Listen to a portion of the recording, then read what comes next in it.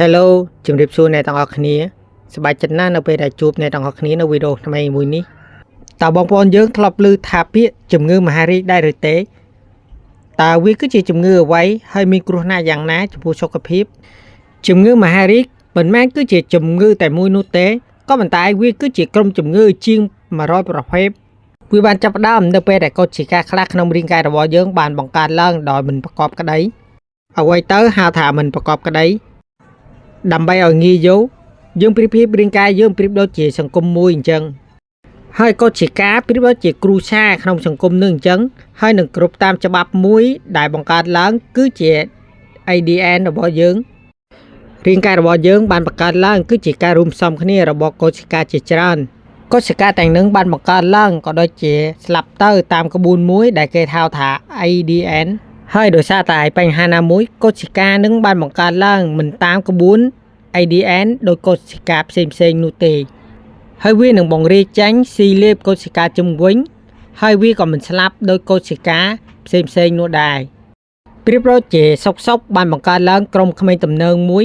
ក្រុមក្មេងទំនើងនឹងវានឹងវាយលុបហើយនឹងគ្រប់គ្រងគ្រួសារផ្សេងដើម្បីបង្កើនអំណាចរបស់ខ្លួនដែលមិនអាចគ្រប់គ្រងបានការលេបយកកោសិកាជុំវិញហើយវាមិនសាបសូន្យដោយកោសិកាធម្មតានោះទេហេតុនេះហើយវានឹងបង្កើតឡើងដុំសាច់បើថានៅចំណុចខួរក្បាលគេនឹងហៅថាជំងឺដកដុំសាច់នៅខួរក្បាលបើថានៅសួតគេនឹងមានជំងឺដកដុំសាច់នៅសួតនៅថ្លើមជាដើមរឿងដែលគូថ្នាក់ជាងនឹងទៅទៀតគឺកោសិកាមហារីកទាំងនឹងវានឹងអាចលួចលាស់ក៏ដូចជាបង្រាយទៅតំបន់ផ្សេងទៀតរបស់រាងកាយប្រៀបដូចជាភ្លើងឆាប់ឆេះទៅតំបន់ផ្សេងទៀតអញ្ចឹងយោងតាមរបាយការណ៍របស់អង្គការសុខភាពពិភពលោក WHO បានបង្ហាញថា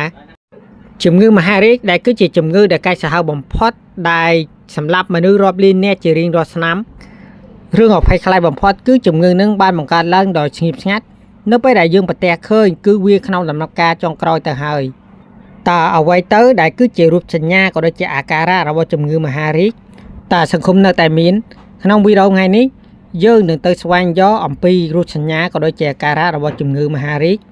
ដែលអាចជួយយើងសម្គាល់វាមុនពីវាចូលក្នុងដំណាក់កាលចុងក្រោយការស្រាវជ្រាវមួយរបស់អ្នកវិទ្យាសាស្ត្របានបង្ហាញថាបើការរកឃើញមហារីកឆាប់នឹងអាចបង្កើនការជាសះស្បើយឡើងទៅដល់ 70% តើរូបសញ្ញាណាដែលយើងគួរតែយកចិត្តទុកដាក់អាការៈដំបូងគឺជាការប្រែប្រួលទម្ងន់ដោយមិនដឹងមូលហេតុបើសិនរាងកាយរបស់យើងមានការប្រែប្រួលទម្ងន់ដូចជាស្រកទម្ងន់ដែលមិនដឹងមូលហេតុរាងកាយយើងមិនញ៉ាំអាហារសម្រត់ទម្ងន់ក៏ប៉ុន្តែកាឡូក្នុងរាងកាយនៅតែធ្លាក់ចុះជាច្រើននេះគឺជារូបសញ្ញាដែលធ្វើឲ្យយើងងាយឃើញបំផុតយោងតាមសហគមន៍មហារីកអាមេរិកបានលើកឡើងថាអ្នកជំងឺជាង 40% នឹងមានការបាត់បង់ទម្ងន់ដោយមិនដឹងមូលហេតុរូបសញ្ញាទី2នឿយហត់ហើយនឹងមានអាការៈឈឺចាប់រាងកាយជាយូរអង្វែងរូបសញ្ញានឹងបានបង្ហាញថានៅពេលដែលយើងមិនសូវធ្វើការធ្ងន់ហើយគេងគ្រប់8ម៉ោងទៅហើយក៏ប៉ុន្តែរាងកាយនៅតែឈឺចាប់ហើយនឹងងុយដេកខ្សោយយោងតាមការកត់សម្គាល់របស់ទស្សនាបតី Journal of Scientific Survivorship របស់សហរដ្ឋអាមេរិកភាពនឿយហត់ដែលគ្មានហេតុជារឿយគឺជារូបសញ្ញាដំបូងរបស់ជំងឺមហារីករូបសញ្ញាទី3ការឈឺចាប់ដោយខផ្លាច់របស់តំបន់មួយចំនួនលើរាងកាយការឈឺចាប់យ៉ាងរ៉ាំរ៉ៃរបស់តំបន់មួយចំនួនដូចជាខួរក្បាលទ្រូងពោះហើយនឹងខ្នងឆ្អឹងខ្នងឆ្អឹងដៃឆ្អឹងជើងការឈឺចាប់នឹងក៏អាចបណ្ដាលមកពីដុំសាច់ដែលផ្ដោះនៅតំបន់នឹងបង្កឲ្យមានការកោះស្ទះក៏ដូចជាកត់សង្កៀបបើសិនយើងប្រទះជួបអាការៈនឹងជាយូរអង្វែងជាច្រើនថ្ងៃហើយលាបថ្នាំបញ្ជាហើយយើងកុំគិតថានឹងគ្រាន់តែជាខ្យល់ចាប់តែប៉ុណ្ណោះសុំទៅពិនិត្យមើលឲ្យច្បាស់លាស់នេះគឺជារូបសញ្ញាដែលសំខាន់អាការៈទី4ដំបៅហើយនឹងស្នាមរបួសយូរជាហើយនឹងសាក់ឡើងវិញ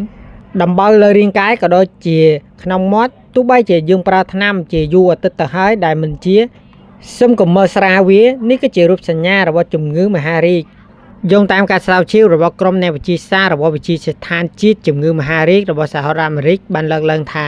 ជំងឺមហារីកស្បែកក៏ដូចជាជំងឺមហារីកមាត់ជារឿយចាប់ផ្ដើមមកពីដំបៅដែលយូរជាសះស្បើយរូបសញ្ញាទី5ការប្រែប្រួលសម្រស់របស់ស្បែកនៅពេលដែលយើងប្រទះជួបស្នាមលើស្បែករបស់យើងចាប់ផ្ដើមធំឡើងឬក៏ដូរពណ៌យ៉ាងឆាប់រហ័សឬក៏ស្បែករបស់យើងចាប់ផ្ដើមដូរពណ៌ដូចជាស្អាតជាងមុនគឺជាសញ្ញាដែលយើងគួរឲ្យចាប់អារម្មណ៍ យោងតាមការស្រាវជ្រាវមួយចំនួនបានលើកឡើងថាកោសិកាមហារីកនឹងអាចបង្កឲ្យស្បែករបស់យើងមានស្នាមថ្មីហើយនឹងដូរពណ៌ស្បែករបស់យើងយ៉ាងឆាប់រហ័សរោគសញ្ញាទី6ការញ៉ាំអាហារកាន់តែពិបាកលេបជាងមុននៅពេលដែលយើងមានអារម្មណ៍ថាយើងញ៉ាំអាហារពិបាកលេបជាងមុនទោះបីជាយើងញ៉ាំបបរវត្ថុដែលទុនហើយនៅមានអារម្មណ៍ថាពិបាកលេបនេះគឺជារូបសញ្ញារបស់ជំងឺមហារីកមួយគួរឲ្យកត់សម្គាល់យោងតាមការស្រាវជ្រាវមួយចំនួនបានលើកឡើងថាជំងឺមហារីកកំពុងកក៏ដូចជាក្រពះនឹងអាចបណ្ដាលឲ្យការលេបញ៉ាំអាហារកាន់តែពិបាកជាងមុនរោគសញ្ញាទី7ការហូរឈាមមិនធម្មតានៅពេលដែលយើងទៅបត់ជើងធំហើយនឹងជើងតូចចេញឈាមហើយនឹងក្អស់ចេញឈាមនឹងត្រូវពិនិត្យភ្លាមនេះក៏ជារូបសញ្ញាសំខាន់របស់ជំងឺមហារីក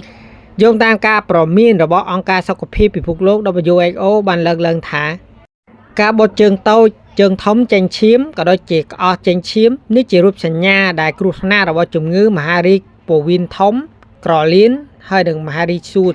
ខាងលើនេះគឺជារូបសញ្ញាទាំង7របស់ជំងឺមហារីកសូមបងប្អូនយើងតាមដានហើយនឹងប្រុងប្រយ័ត្ននៅពេលដែលយើងប្រទះជួបកុំភ័យខ្លាចយើងទៅយកចិត្តទុកដាក់ហើយតាមដានសុខភាពរបស់រាងកាយ